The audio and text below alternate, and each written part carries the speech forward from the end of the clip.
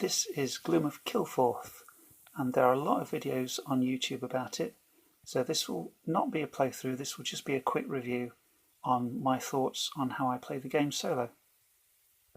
And this is the world of Kilforth, which is different every time you lay out the game, but Sprawl City is always in the centre.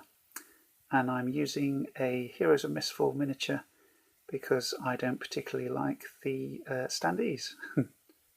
And these are the standees, and for some reason you get some characters doubled up, and you don't get one of these for each of the options you have for the classes, which is a bit weird, which is another reason why I use miniature instead.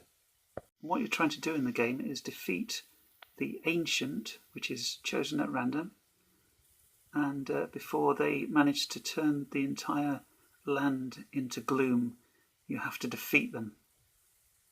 Defeat the Ancient by completing your saga, and there are several to choose from.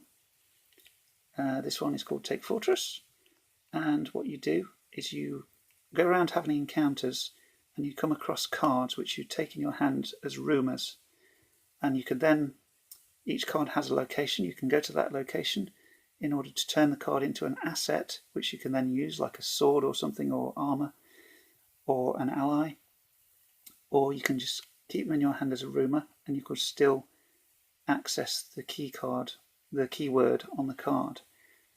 Now when you build up your 5 gold and you've got all your keywords, you can perform a regale action to complete this chapter.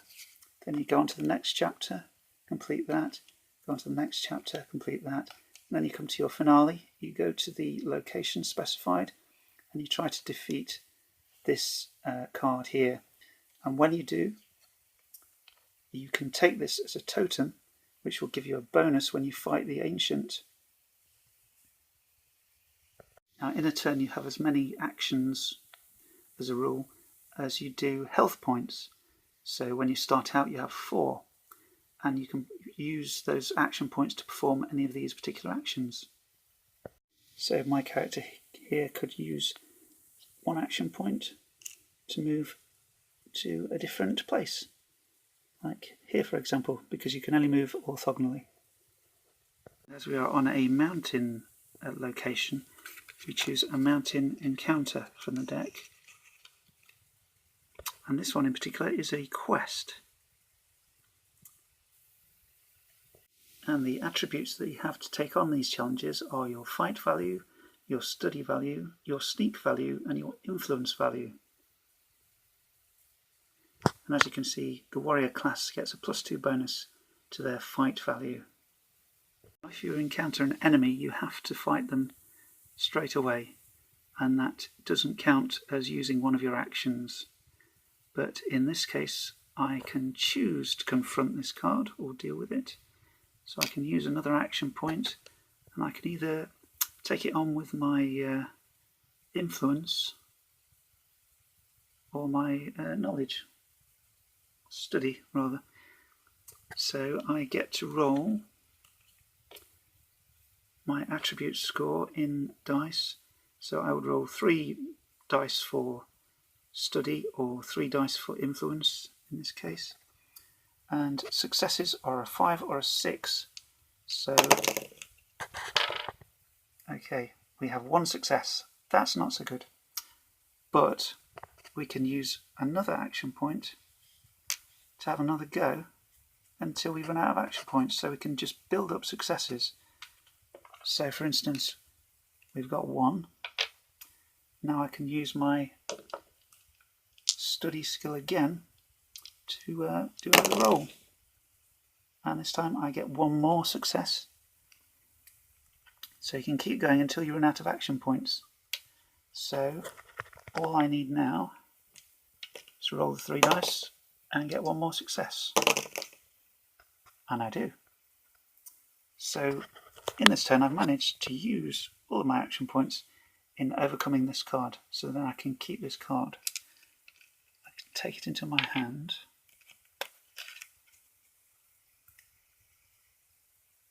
And the keywords here are quest, destroy and mountain. And mountain is one of the keywords I need. So I'm going to keep that in my hand as a rumour.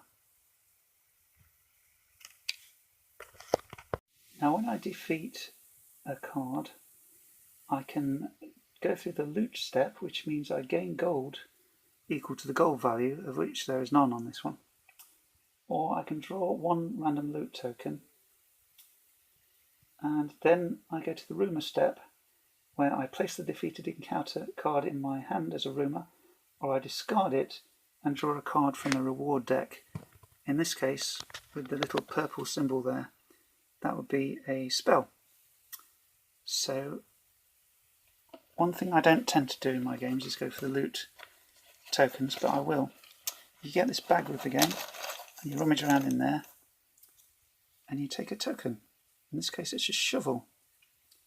So when there is an obstruction, I can use this to get rid of it without spending an action point, which is handy. But as I say, this isn't a playthrough, this is just a little tiny explanation about the game. It took me a long time to start playing this game.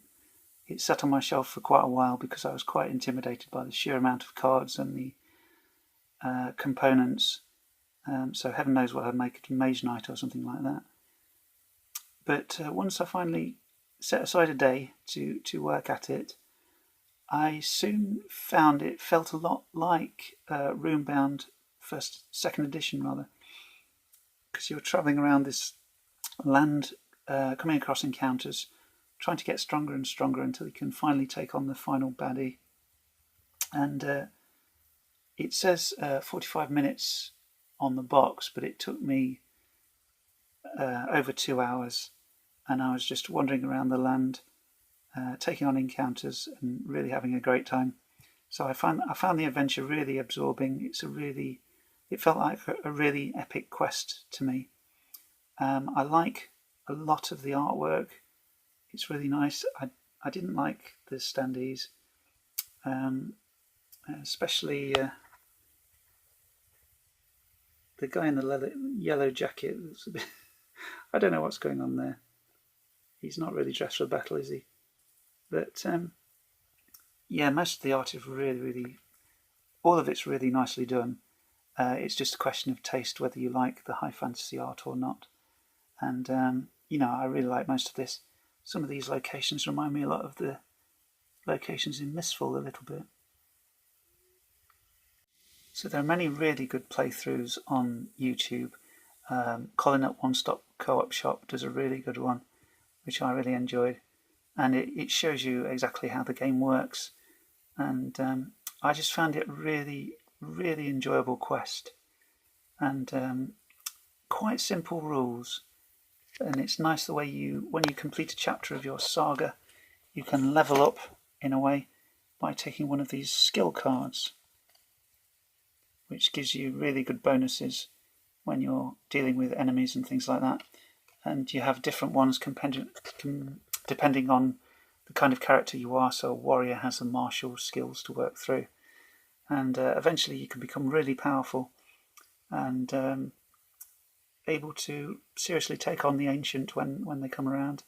At the end of every turn, when you used all your action points, you take a knight card, and this indicates which part of the land will turn into gloom. For instance, this one is the Blessed Grove, and it will also give you a challenge. And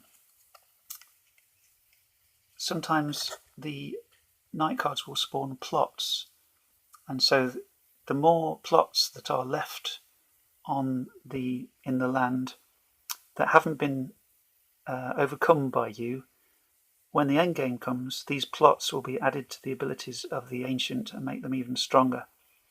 So that's something to be aware of. You need to sort out the plots, otherwise you'll have a hell of a time when you come to fight the ancient at the end. So in summary, I don't want to keep rabbiting on about this, but it's a really nice game. I really enjoy it. It's very absorbing in a Runebound second edition kind of way. And great components. Really nice epic quest, which I really enjoy.